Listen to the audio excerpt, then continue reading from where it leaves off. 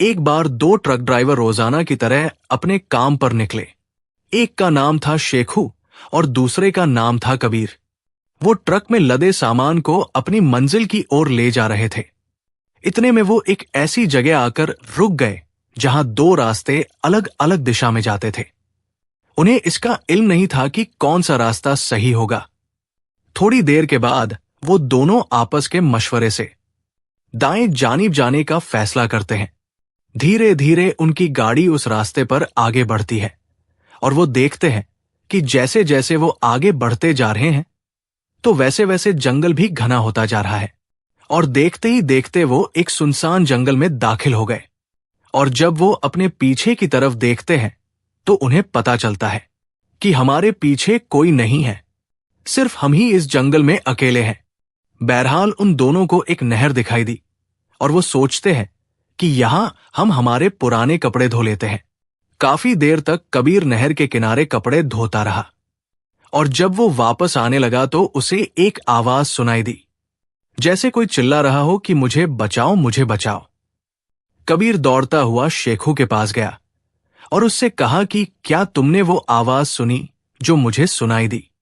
इतने में और बुलंद आवाज सुनाई दी कि कोई चीख रहा है।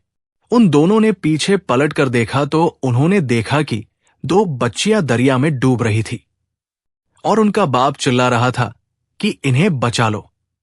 शेखू बिना कुछ सोचे समझे दरिया में कूद पड़ा।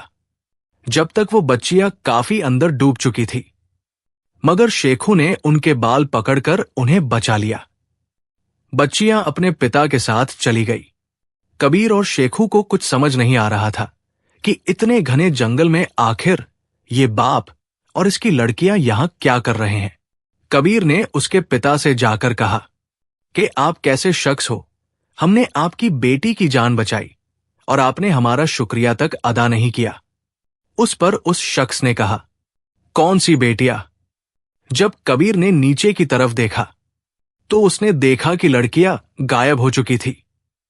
तब कबीर को सब समझ आ गया कि ये जंगल एक भूतहा जंगल है और उसने शेखू को आवाज लगाई कि गाड़ी चालू करो।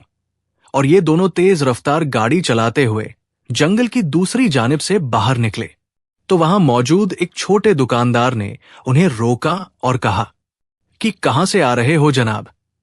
शेखू और कबीर ने कहा कि हम इस जंगल से आ रहे हैं।